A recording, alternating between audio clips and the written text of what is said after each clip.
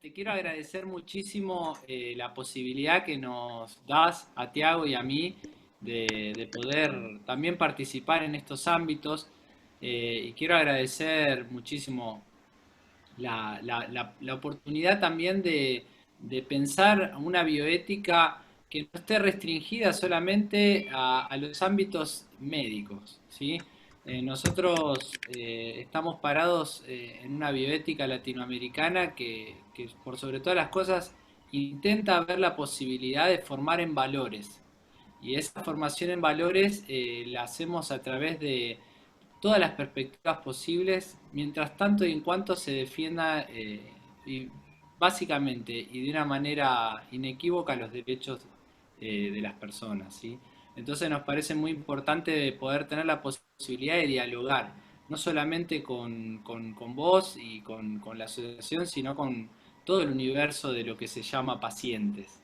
Y nos pareció muy interesante poder participar. Te cuento que hace menos de 10 minutos dejamos una clase con Tiago, también estas nuevas metodologías del Zoom que hace que de repente son de las cosas que también la pandemia permite, ¿no? Digo, para buscar, por tratar de ser positivo, esta posibilidad de tantos encuentros, de tanta confluencia, de miradas Impresionante. sobre todo regionales, porque ver que hay compañeros y compañeras de Uruguay o de Chile fortalece también mucho las posiciones. Y el tema de la bioética nosotros la pensamos desde la Universidad de Avellaneda, eh, intentando que no sea solamente un ámbito de posgrado para los médicos, las enfermeras, los odontólogos, sino que en realidad sea un espacio donde también podamos formar a personas. Nosotros pensamos desde la Universidad de Avellaneda, por eso el curso no solamente es de posgrado, sino es en conjunto con la Secretaría de Extensión Universitaria, primero para formar a actores y actoras de los equipos de salud que no son profesionales, o que son profesionales pero no tienen un título de grado para poder abordar un curso de posgrado, ¿sí? Y también esta visión de la comunidad, que es súper necesaria. La mirada de la bioética conforma también ciudadanía, conforma esta mirada de poder fortalecer los derechos. Y sobre todo, como la escuchaba Silvia, quien no la conocía, pero me encantó el abordaje que tiene y coincidimos en un todo, estas perspectivas latinoamericanas lo que nos permite por sobre todas las cosas es abordar nuestros propios problemas con nuestros propios ojos.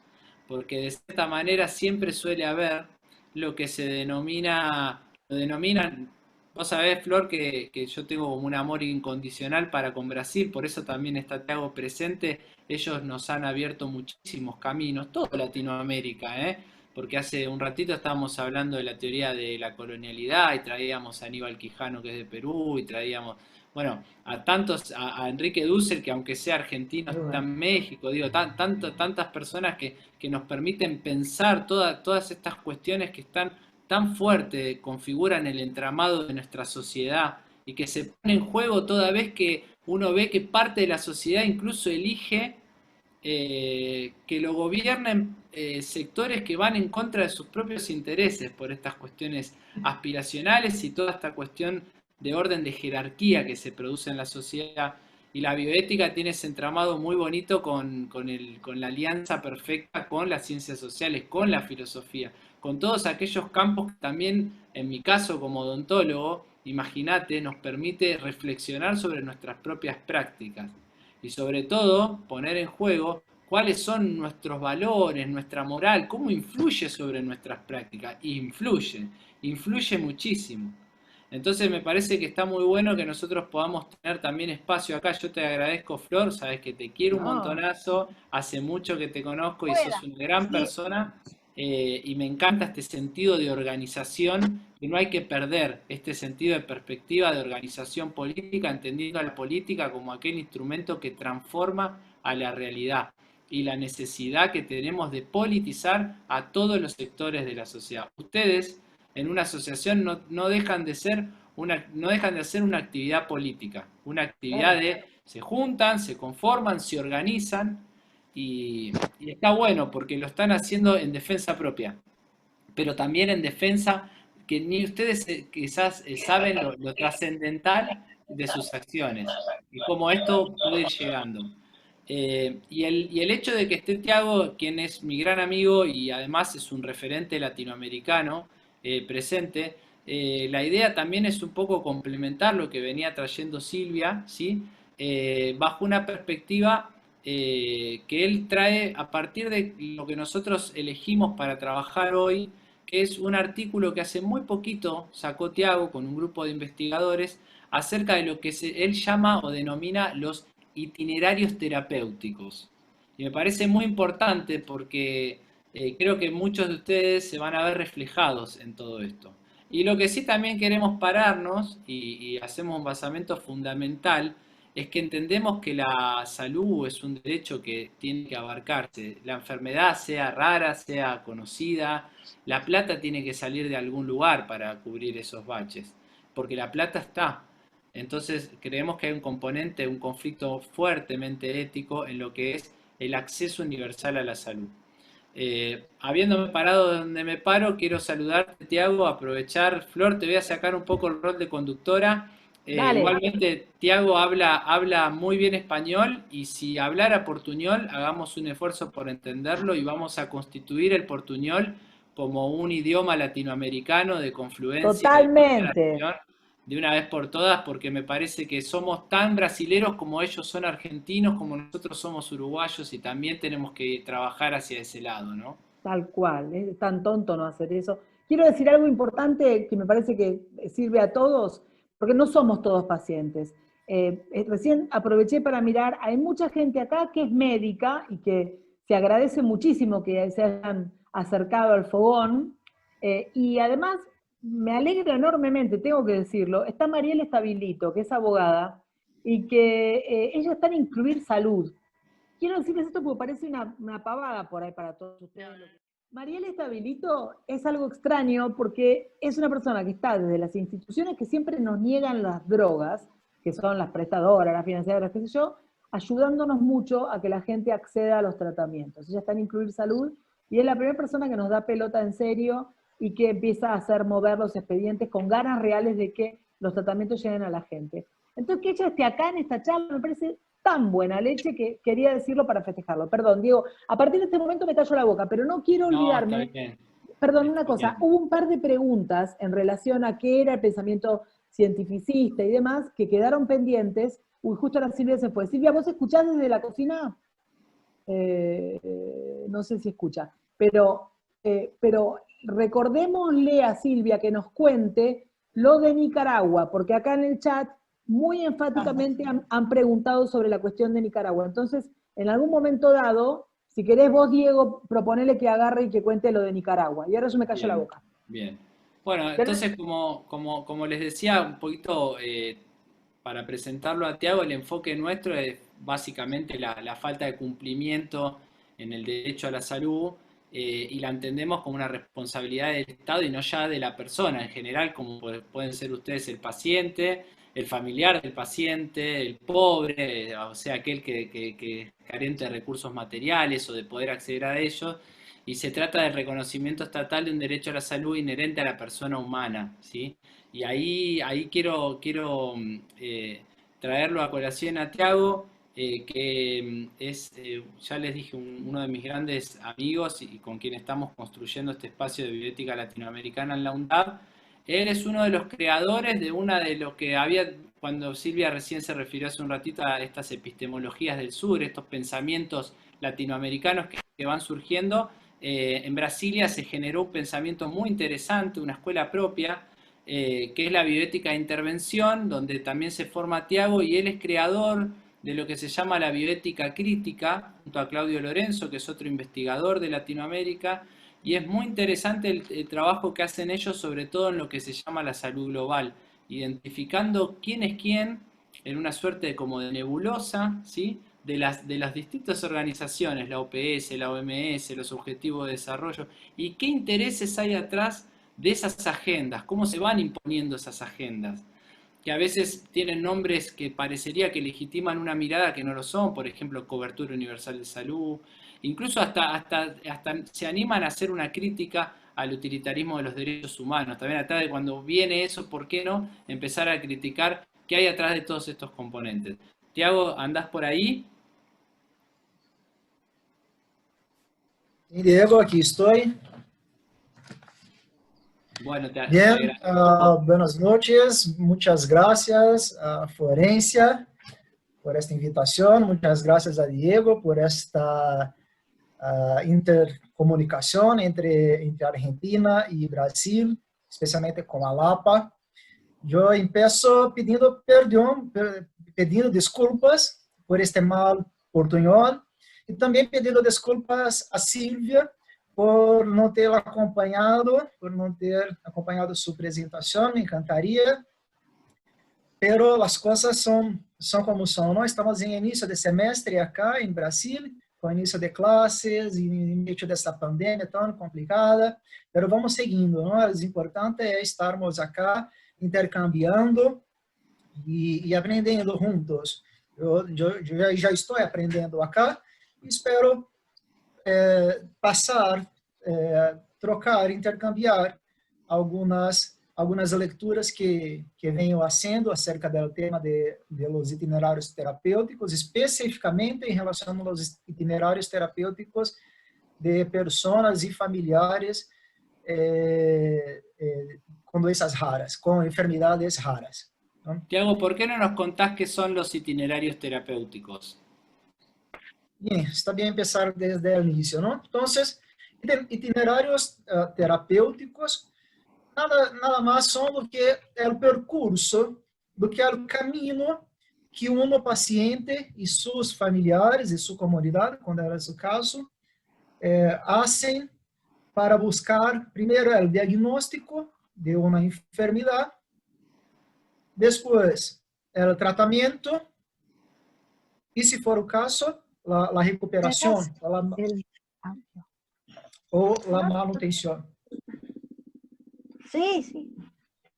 Por favor, silencien los micrófonos. Isabel María Cristino tiene el micrófono que se está escuchando. Perdón. Sí, entonces, de modo resumido, itinerarios terapêuticos itinerário terapêutico é um percurso, é o caminho de diagnóstico, del surgimento, na verdade, desde o surgimento de los síntomas hasta a la descoberta do que esses síntomas significam, hasta o tratamento e a recuperação. E neste percurso, e nesta trajetória, e neste itinerário, há muitos conflitos, há muitos problemas, especificamente quando estamos falando de enfermidades raras. E o estudo que hicimos acá, eu sou professor de bioética da Pontificia Universidade Católica do Paraná, em Brasil. E acá, junto com uma mestranda, uma estudante, e uma outra professora, companheira, hicimos uma investigação integradora da literatura, buscando identificar em la literatura internacional, em inglês, em espanhol, América Latina, em português, em Brasil, quais são as vulnerabilidades, quais são os fatores de vulnerabilidades que sofrem, ou que, não é que sofrem, que impactam as pessoas com enfermidades raras ou seus familiares. Bien, Tiago, ¿y cuáles son los principales factores de vulnerabilidad en ese itinerario terapéutico de enfermedades raras? Entonces, primeramente, yo voy a compartir acá en chat este artículo a cual estoy me referindo, que es entonces que habla de los itinerarios terapêuticos e dos conflitos relacionados à vulnerabilidade. Então, para quem tiver o interesse de conhecer um pouco mais profundamente esse estudo, está aí. Né? Então, creio que está bem compreendido, basicamente, o que é itinerário terapêutico, que é esse percurso que surge desde o início dos sintomas até seu tratamento ou recuperação. E agora vamos falar, então, desses fatores de vulnerabilidade que identificamos. Não? São basicamente três grandes fatores que são detachados e falaremos desses detalhes. Não? Então, o primeiro fator de vulnerabilidade é a questão da vulnerabilidade ao próprio acesso à saúde. Há muitas dificuldades, muitos conflitos com este tema, não? De acesso ao diagnóstico e tratamento. Um outro fator é o que chamamos de vulnerabilidade social.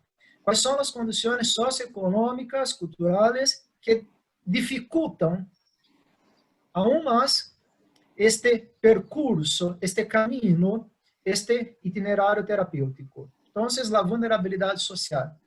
E, por fim, o terceiro é o que chamamos de vulnerabilidade moral. São especificamente os determinantes éticos, morais, que influenciam negativamente este percurso de pacientes e seus familiares. ¿Vale? Então, o primeiro fator de vulnerabilidade, e mira, eu estou acá falando com pessoas que conhecem muito mais do que eu e meus parceiros de investigação a realidade do percurso terapêutico, do itinerário terapêutico, especificamente de enfermidades raras. Porque ou são pessoas que têm enfermidades raras, ou são familiares de pessoas com enfermidades raras, ou são profissionais de saúde que atuam neste âmbito e conhecem muito mais do que eu as dificuldades e as vulnerabilidades deste caminho, deste itinerário.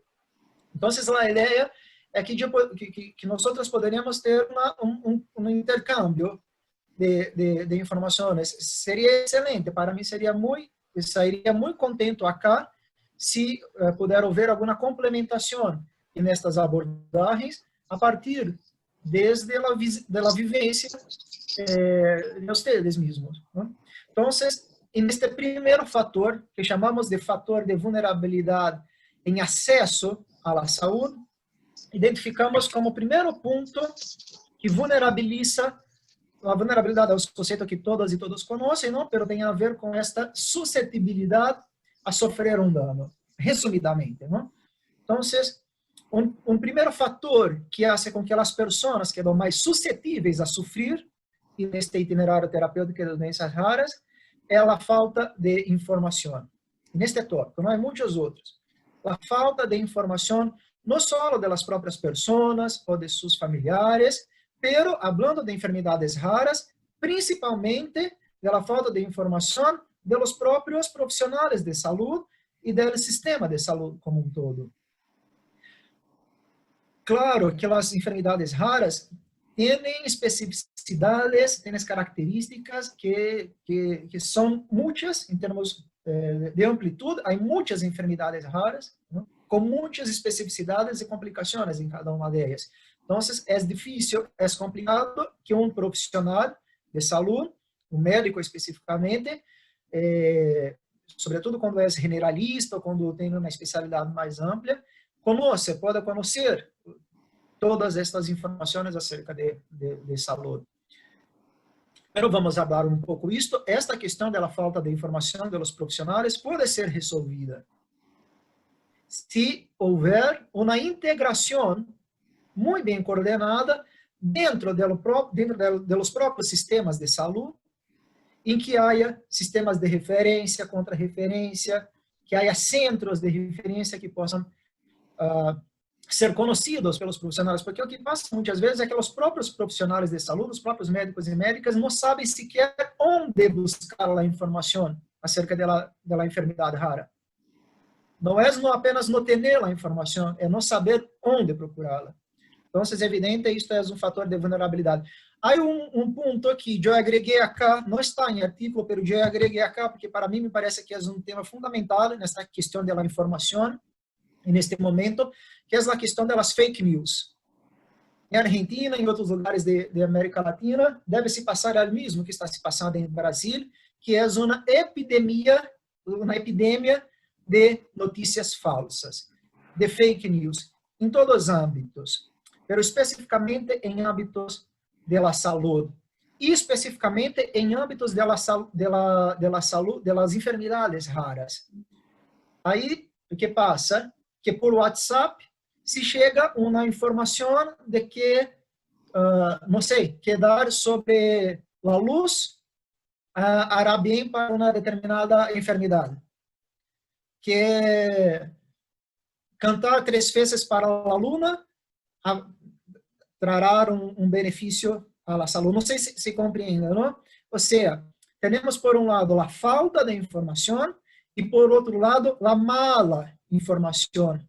La información que no está cierta, la información errónea, errada. ¿Cómo se dice errada? Sí, errada, Tiago. Errada, Acá ¿no? hace muy poquito tuvimos dentro de lo que es la opinión pública, los medios de comunicación, una persona que es formadora de opinión, que tomó un medicamento que no está reconocido por la ANMAT. De hecho, el espacio que regula lo que son los medicamentos en la Argentina lo prohíbe por sus consecuencias.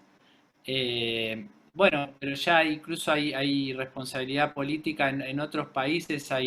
Por ejemplo, Bolivia lo acaba de permitir, y es muy complejo, porque aumenta lo que vos decís, esta vulnerabilidad en el acceso de la salud, porque no solamente la vulnerabilidad del acceso a la salud se da justamente por aquel recorrido que hace que la persona vaya al servicio de salud, sino también por todo aquello que le configura también una falsa información y le puede generar un impacto en su propia salud, habitualmente con recetas mágicas como la que estás diciendo vos. Y parecería ser que indudablemente está habiendo una oleada muy importante que desde la bioética hay que advertir, porque son soluciones que no son mágicas y que impactan en la salud de la población.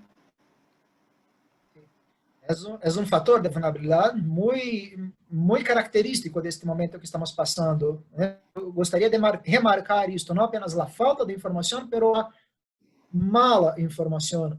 E aí eu comparto uma provocação à própria ALAPA. Qual é o papel da ALAPA e das associações de pacientes em fazer o papel de vigilância destas informações? Papel de vigilância em termos de promover as boas informações e de combater as malas informações.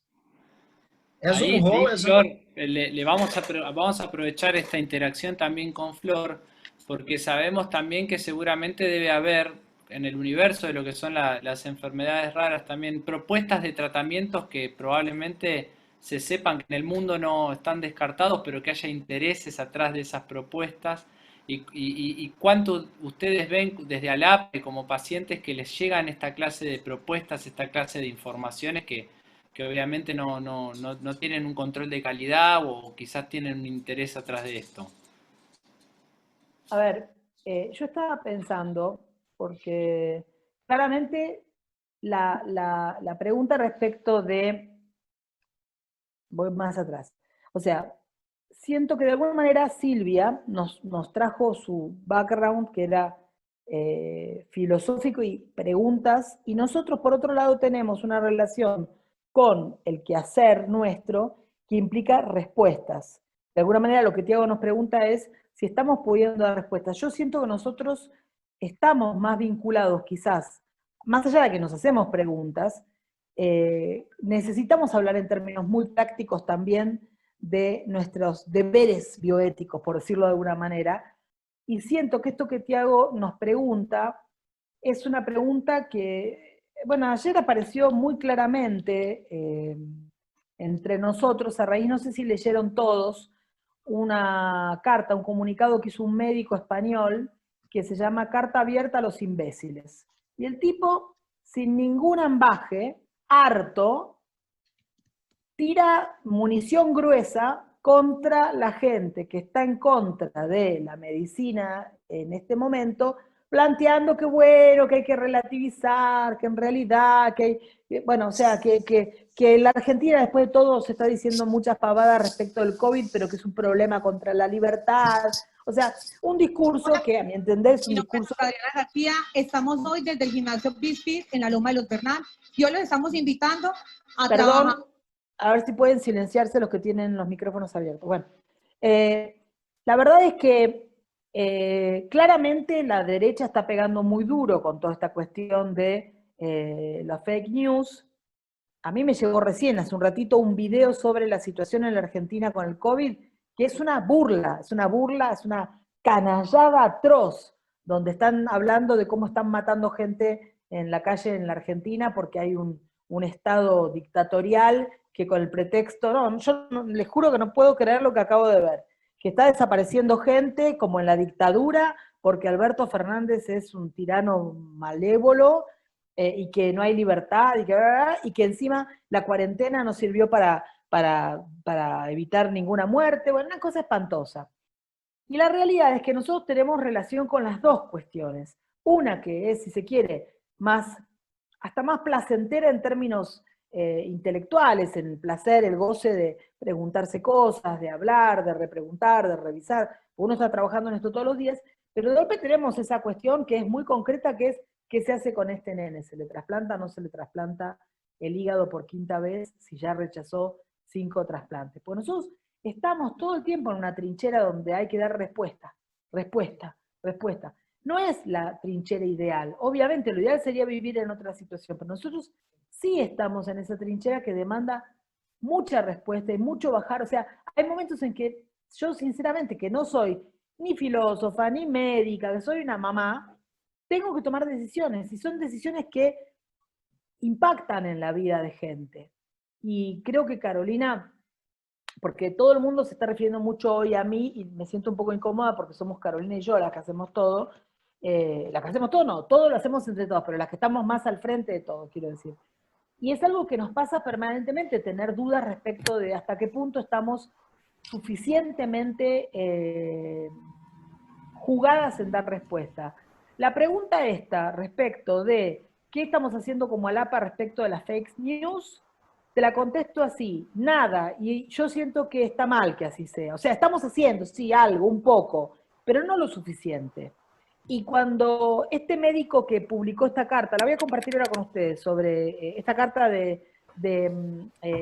carta abierta a los imbéciles, que es una carta muy violenta, es un tipo que está harto y que está en una situación también de trinchera. Está diciendo, se me mueren las enfermeras, se mueren los compañeros médicos, estamos en una situación realmente jodida, no me vengan con boludeces y con decirme que hay que salir a hacer deporte porque no es el momento. Entonces, estas posiciones que toman, que son poco sofisticadas si se quiere, pues la carta no es una carta sofisticada de este hombre, es algo que yo siento que tenemos que aprender a no tener pudor, porque siempre es más fácil relativizar o jugar a tomar distancia. Tenemos muchas formas elegantes de posicionarnos respecto de las cosas. Yo vengo del mundo del arte. En el mundo del arte no hay cosa mejor vista que hablar desde la subjetividad más absoluta y relativizando todo, y que ningún juicio se asiente en la realidad nunca. Y la verdad es que creo que me fui del mundo del arte precisamente por eso, porque la vida reclama que políticamente uno ponga los pies en tierra y diga, no, yo estoy con esto y estoy contra esto otro. Y a riesgo de no ser elegante, de no ser tremendamente glamoroso, uno tiene que poder decir qué está pasando. Para mí lo que está pasando en relación al ataque feroz de la derecha, con su producción de falsas noticias, con su maldad profunda, confundiendo y llenando de dióxido de cloro y de pito catalán los medios, nos reclama una posición. A partir de la carta de este médico, yo le escribí al médico para ver si podíamos hacer algo más nosotros, en el sentido de hacer una declaración de ALAPA sobre este momento. O sea, que Tiago, esto que vos nos estás preguntando es justo algo que ayer surgió, y es que tenemos que hacer una declaración como Alianza Argentina de Pacientes contra los que están atacando nuestro sistema de salud de una manera bravucona e irracional. Por una cosa que podamos de golpe pensar, bueno, pero no hay que ser autoritario, escuchemos otras voces, pero en el momento de batallar la realidad, cuando tenés que tomar una decisión sobre el pucho en la trinchera política, yo hoy realmente lo que quiero es que los hospitales puedan dar respuesta, los enfermeros puedan dar respuesta, que se muera la menor cantidad de gente posible, y muchas disquisiciones las voy a dejar para después. Y la verdad es que, como bien decía este médico, el de la carta que ahora comparto con ustedes, si alguien está diciendo, vieron que hay un movimiento de médicos por la verdad, ¿qué quiere decir eso? Que los demás médicos que son mentirosos, por la mentira, son cómplices. La mayoría de todos los médicos están muriéndose en los hospitales en este momento atendiendo gente con un COVID espantoso, son unos hijos de puta. No. Entonces, Honestamente, me parece que nosotros todos tenemos que poder tomar partido respecto de esto, y creo en ese sentido que la pregunta es muy pertinente. Me gustaría hacer un documento y compartirlo con todos ustedes para que todos ustedes lo completaran y lo revisaran, y que si quieren podemos hacer algo más amplio, que el documento no sea solamente de ALAPA, y ya que somos representantes de diferentes países sobre la situación que se está viviendo en relación a la fake news y el uso político que se está dando al COVID, que podamos tener una declaración de principios. No sé si eso responde. No, está bueno. La provocación de Tiago está clara porque es una manera muy interesante también de llevarnos a entender lo que estamos intentando producir hoy. También es una alianza, no solamente la Alianza Argentina de Pacientes, sino la alianza de un sector que tiene que estar compuesta por pacientes, por profesionales de la salud, porque realmente los métodos que se están utilizando son extremadamente sofisticados.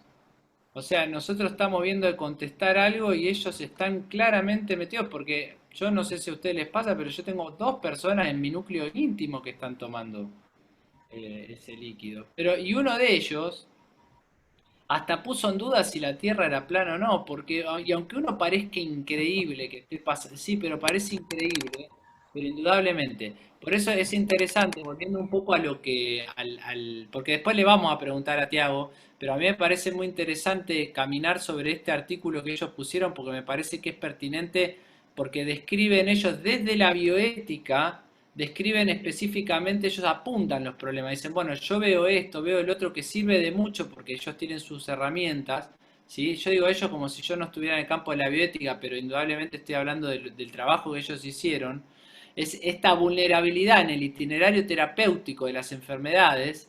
Él traza la vulnerabilidad en el acceso a la salud, comenta cómo ocurre, pero también pone en énfasis este campo de las noticias falsas, que está muy bueno apuntar, porque me parece que también tenemos que tomar nota, porque si no va a ser muy tarde.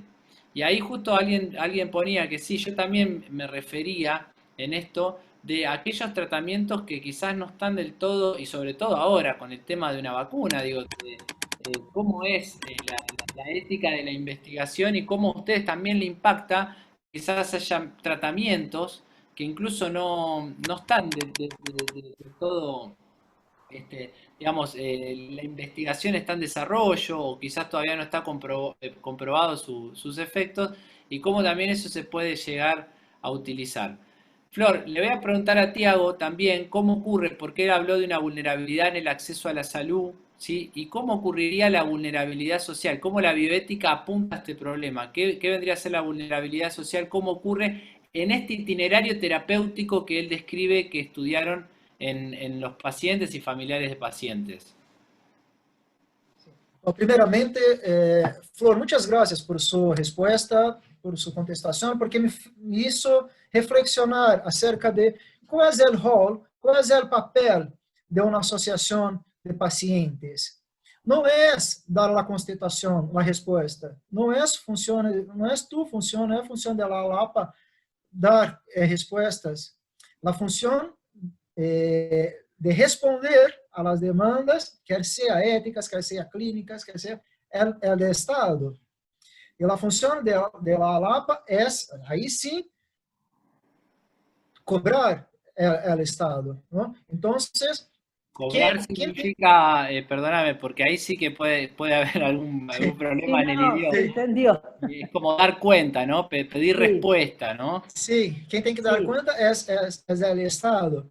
Incluso neste tema do controle das notícias falsas em saúde, pero não só em saúde. Esse tema da fake news, para mim, é primordial porque é o grande risco à democracia. Hoje, o grande risco à democracia em nossa região são as fake news, são as notícias falsas. Então, é uma vulnerabilidade não apenas biológica, pero política, em última instância. E estou totalmente de acordo e felicito por a proposta de fazer uma declaração, alguma manifestação com este tema, não? De informação, de combate a las informações falsas, especialmente as informações em saúde. Diego, antes de chegar à vulnerabilidade social, porque eu falei apenas do primeiro tópico da vulnerabilidade social, então, para quedar um pouco mais adelantando, mais rápido, vou acá. Então, o segundo fator dentro da vulnerabilidade em acesso à saúde é o que chamamos, não sei se é o melhor termo, creio que não, mas chamamos de despreparo profissional. Despreparo profissional que tem muito a ver com a questão da informação, mas é o despreparo profissional também na parte da humanização, de cuidado, com a outra, sobretudo com esta outra tem uma enfermidade rara, algo muito específico. Então, há uma questão de falta de informação técnica, mas também foi identificado neste estudo uma questão de despreparo em termos de acolhimento. Como se diz acolhimento? Diego. De recibir, una falta de preparación en agarrar estos temas, ¿no? Las personas específicamente. Acolher. Claro. Acogerlos, alojarlos. Acoger, sí, está bien. Sí. ¿No? O sea, una falta de preparación de los profesionales en recibir estas personas. Sim, exatamente isso, não? Que tem a ver, e aí que está o ponto, que tem a ver não por culpa, por responsabilidade individual de um profissional de saúde, ou de um médico, ou de uma médica, mas de um sistema educacional que não favorece uma formação humanizada e integral, e um próprio sistema de saúde que é cada vez mais fragmentado. Então, é um fator de vulnerabilidade também nesse tema de acesso à saúde. Um outro tema, e aqui não está em ordem de prioridade, digamos assim, não é apenas uma ordem. Um terceiro fator é a questão da dificuldade em diagnóstico das enfermidades raras. O que as pessoas e o que os familiares das pessoas sofrem nesta etapa específica de diagnóstico é uma coisa espantosa, é uma dificuldade e é um sofrimento, e muitas vezes as pessoas, sobretudo niños e niñas com enfermidades muito raras, com pouca sobrevida, sequer chegam a ter um diagnóstico, muito menos um tratamento, não? Então, em tema de enfermidade rara, tudo começa em diagnóstico e na dificuldade de diagnóstico. Muitas idas e vindas, como se diz idas e vindas? ¿Cómo se dice qué? Idas y vueltas, ¿no? Perfeito, aqui me traduziu, Carolina, muitas graças. Muitas idas e voltas, muitas incertidumbres, não? Então, esse diagnóstico é um tema primordial quando falamos de vulnerabilidade em enfermidades raras.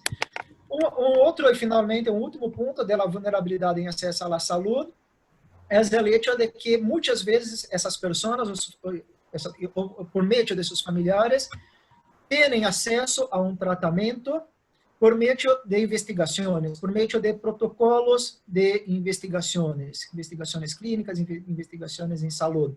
Isto é evidente, é um fator de vulnerabilidade, porque a característica principal da investigação científica é a incertidumbre, é a impossibilidade de determinar antes as consequências de uma intervenção, porque a experimentação, a investigação busca justamente conhecer isso.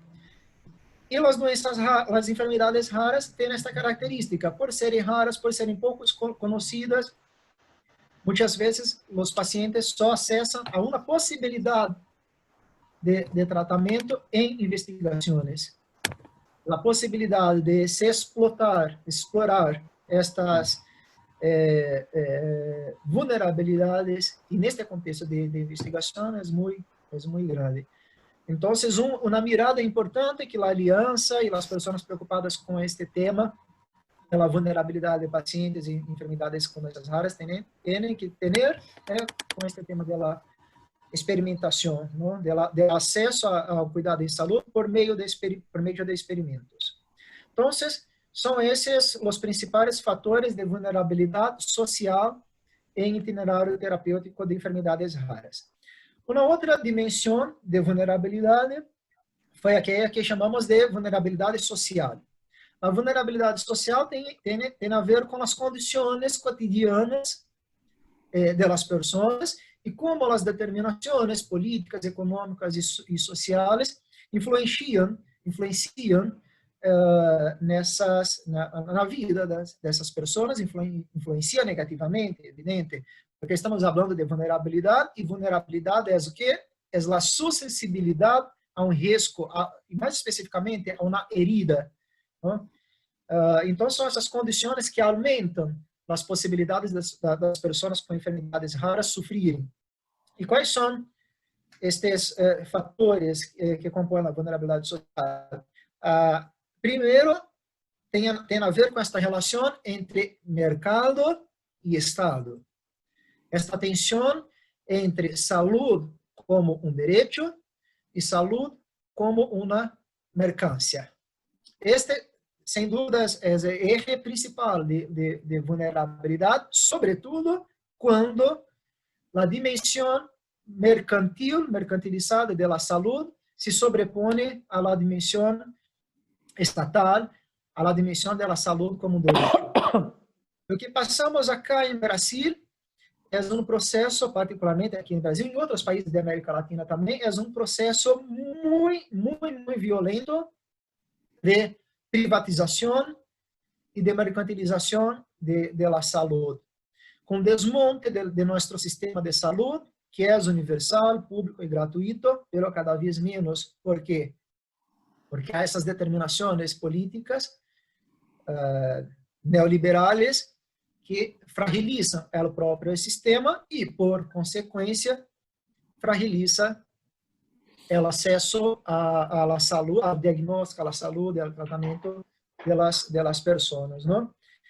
Em Argentina, vocês estão em um momento melhor. Estão em um momento de um governo popular, nacional, e que tem a possibilidade, já está sendo a diferença, não? É o papel que, especificamente, Alberto, tu veio nesta pandemia, para mim é uma coisa exemplar, linda, é o cuidado, a atenção, a proposição de que a vida e a economia não são opostas, que sem vida não há economia. Tudo isso só foi possível porque há claro que não é uma pessoa, é um grupo, não é toda a sociedade que elegeu este governo. Eles têm a possibilidade, estão fazendo a possibilidade de marcar a saúde como um bem político e não como uma mercancia econômica. Pero essas vulnerabilidades sociais, então, terão a ver com o momento político em que cada país está passando, não é complicado. Por isso que é importante que as associações de pacientes puedan ter uma posição, uma postura politizada, política, porque se não há esta visão politizada da saúde, não há possibilidade de disputar o Estado, de disputar uma visão de saúde como direito, etc. Então, esta é uma função que as associações de pacientes comprometidas, politizadas, cumprem, não apenas para benefício dos pacientes, mas de toda a sociedade, da democracia, ao final. Um outro ponto de vulnerabilidade social que marcamos acá, encontramos na literatura, é a questão da judicialização. Judicialização, não sei se é um termo que se aplica de igual modo. Sim, não? Bom, este tema de judicialização em si mesmo, já poderíamos quedar aqui falando durante um bom tema e não resolver a questão, não? Porque há nuances, há posições muito delicadas, pero a questão da judicialização tem a ver com um fator de vulnerabilidade, porque, primeiro, as pessoas não têm as mesmas capacidades de buscar a justiça. A justiça está disponível em nossa sociedade desigual, de modo desigual. Evidentemente que há uma justiça gratuita, há partes, aqui chamamos de Ministério Público, que é o advogado gratuito para a população sem plata. Pero esse Ministério Público não alcança a demanda. Ou seja, tem acesso à justiça, tem acesso, portanto, a esta possibilidade de demandar um tratamento em la justiça, as pessoas que têm ou mais estrutura econômica, ou mais estrutura de informação, ou estejam em uma associação, por exemplo, que pueda fazer de modo coletivo, de modo conjunto, ¿no? Pero en este tema de la judicialización hay una cuestión que debemos tener en mente, que es la instrumentalización de la judicialización por oficinas de advogados que pagan las personas ou as associações de pacientes, aqui em Brasil se passa, isso já está registrado, para que estas pessoas ou esses grupos hagam a demanda judicial de tratamento do medicamento em la justiça. O Estado é obrigado a comprar o medicamento e vai comprar por um preço muito alto, muito caro, da empresa que financia ou a oficina de advogados ou a própria associação de pacientes, não? Então, eu já me inteirei, evidentemente, antes de aceitar o convite, vindo de Diego, eu sabia que não poderia ser diferente, que a ALAPA é uma associação com uma posição ético-política muito marcada e que não poderia ser influenciada negativamente, subornada por uma empresa farmacêutica ou por uma oficina de advogados que trabalham com isso. Pero, e neste âmbito de judicialização, aqui em Brasil, pelo menos, não sei como é em Argentina, aqui em Brasil, há este fator que é complicado, porque muitas vezes são apenas empresas usando os pacientes e seus familiares ou as associações para conseguir a compra de seus medicamentos por el Estado. Então, esse é um outro fator de vulnerabilidade social. Perdón, quiero decir una cosita al respecto, una cosa chiquitita.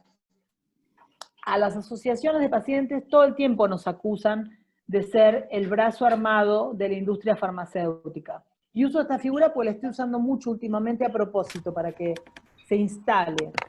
Porque brazo armado es eso, es la parte sucia de los que vamos ahí disfrazados a pelear por las drogas caras para que no las paguen.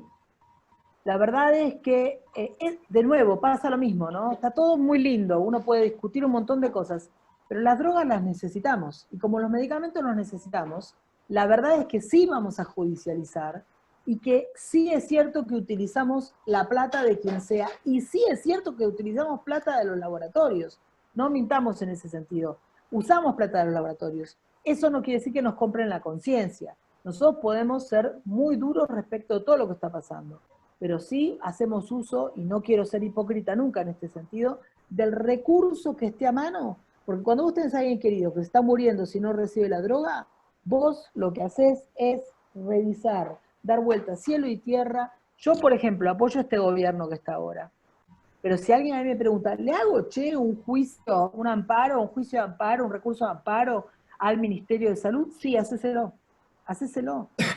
Si tu hijo se muere si no recibe la droga, hacéselo. Obviamente que sí.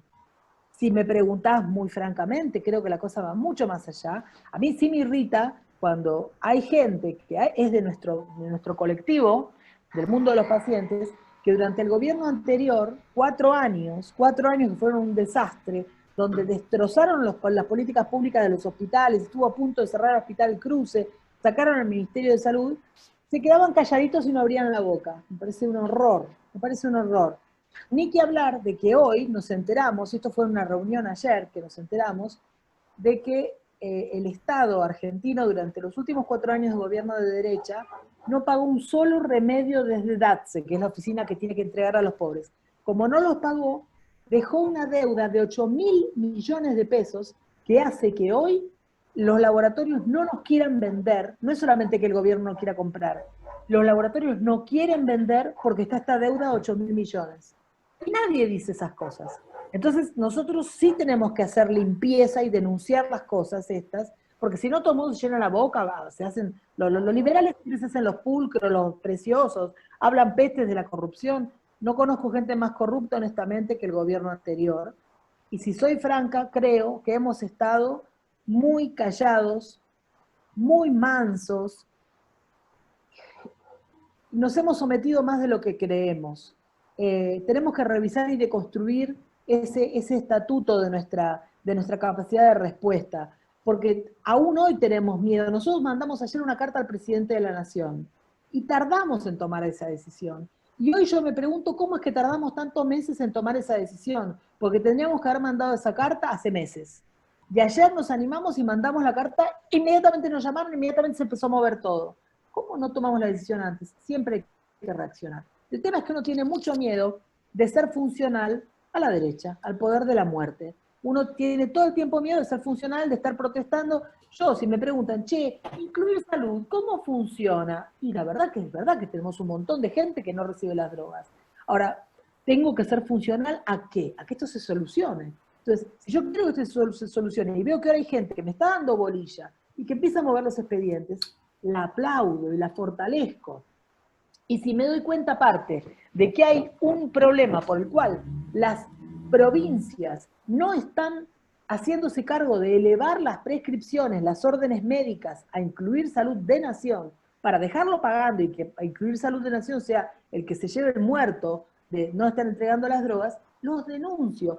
Tenemos que ser, o sea, si por temor muchas veces no hablamos para no hacerle el juego a los malvados, al enemigo, hablemos, pero hablemos con tanta inteligencia y con tanta precisión que no quede duda de quién es el enemigo, que no quede duda de quién es el que está detrás de negar los tratamientos, que no quede duda de quién se roba la salud de los argentinos y de los compañeros de los diferentes países. Tenemos que ser mucho más estrategas, mucho más refinados, mucho más sofisticados y cortar como un bisturí este cáncer de corrupción y de maldad con el que vivimos, tolerando a los mismos tipos que en el 76 dieron el golpe de Estado. Estamos tolerando permanentemente el discurso de esos tanáticos, de esos muertos, de esa gente que lo único que quiere es la muerte de los demás. Nos hemos vuelto tan mansos, tan mansos. Yo no quiero sentirme nunca más mansa, no quiero nunca más sentirme culpable de no haber dicho lo que creo. Entonces, en ese sentido, creo que la pregunta respecto a lo de los laboratorios te la contesto así. Nosotros sí negociamos con los laboratorios, pero negociamos con nuestra bandera, y nuestra bandera es de derechos humanos y es una bandera soberana en términos de territorialidad política. Yo quiero laboratorios argentinos, yo quiero producción nacional de medicamentos, producción pública y nacional. Por supuesto que sí, por supuesto que quiero. Mientras tanto, también quiero que le llegue el medicamento. Ahora, porque las personas necesitan de tratamiento ahora. Ahora. Perfecto. Yo agradezco nuevamente tu intervención. Yo estoy bastante positivamente espantado con la fuerza y con la coherencia de tus palabras. Y digo, con esta posición, con esta clareza, tú puedes recibir plata de quien for para resolver un problema que está haciendo ahora, que está se passando agora e que não há outro modo de resolver. E com esta claridade, com esta posição politizada, crítica, a ser um movimento de pressão político, de disputa do próprio Estado, para que futuramente não se passe mais isso, para que uma pessoa não queda, ou um familiar não queda um refém, não sei se diz refém em espanhol. Rehén, Tiago. Se queda um refém. Rehén. Rehén. Claro. Que no seamos rehenes, sí. Ahí va. Mirá, para siempre de un laboratorio. Pero, como dice el inicio... Tiago, perdóname un minuto, pero claro. Es muy interesante lo que está pasando. Primero, es un método muy interesante esta cuestión que Tiago siempre utiliza de provocar el diálogo, porque me parece fundamental, importante, este ida y vuelta. Pero no sé si vos estás notando, Tiago, que tenemos que aprender mucho más de estas asociaciones y de los pacientes, de que nosotros creemos, porque vos fijate que Flor termina posicionando o estableciendo una postura, un posicionamiento político concreto. Y nosotros desde nuestro espacio, incluso la bioética que piensa que politiza y ahora nos está politizando ella, eso es muy interesante. Yo creo que estos sectores de resistencia, como los que estamos intentando integrar, creo que la bioética es un espacio en disputa, pero también es un espacio de resistencia, se tiene que nutrir y tiene que hacer una alianza urgente con el sector de los pacientes. Esto que está haciendo Tiago, que está trayendo a partir de la investigación cuáles son las vulnerabilidades, las diferentes vulnerabilidades, parece que estoy seguro que ustedes ya lo saben porque como dijo Tiago al principio, ustedes mismos ya lo vivieron. Lo importante es saber que existe un espacio dentro de la salud que está tomando cuenta de esto, que lo está Totalmente. investigando y que ese espacio incluso está en sectores que están formando profesionales. Por eso es muy importante también lo que está pasando. Hoy yo creo que es un momento bastante histórico en este sentido. Es interesante lo que está Yo pasando. creo lo mismo, yo creo lo mismo. Es un Estamos en un momento histórico, en un sí, espacio de bioética más bien crítico, un espacio donde se intenta identificar todas estas cuestiones y estamos hablando un mismo lenguaje, hablando a partir de ¿sabés qué? De un artículo académico. Y estamos hablando el mismo idioma a partir de un artículo académico, que no es habitual. Porque no, también la ciencia es muy violenta en ese sentido, en esa vulnerabilidad de la información también, ¿no? En ese código, en ese lenguaje que se usa, que no es un lenguaje. Y vos fíjate que lo que estamos haciendo básicamente es muy interesante, es en ese sentido. Y vos fíjate que a las provocaciones bienvenidas de Tiago con respecto al APA, hay contestaciones que refuerzan este mismo camino. Y es muy interesante esto también. Me parece que está bueno poner énfasis porque creo, no sé, Tiago, si a vos te da la misma sensación, que hace rato que yo no participo de un espacio donde sea tan horizontal la discusión. totalmente. Y Sobre mira, yo todo te voy a en decir algo. Perdóname, quiero leer algo que acaba de postear Marcos Romano, un compañero nuestro. Marcos dice, revolucionemos la salud y humanicemos todo. Y yo creo que esa es nuestra bandera. é isto, Esa es é nuestra isto. bandera. Para que não quedamos, como se diz, reféns, Rehenes. Rehenes. para que não quedamos rehenes para sempre desses laboratórios internacionais e vulneráveis a eles, necessitamos revolucionar a saúde em uma perspectiva popular e regional e humanizar toda a formação, especificamente a formação em saúde.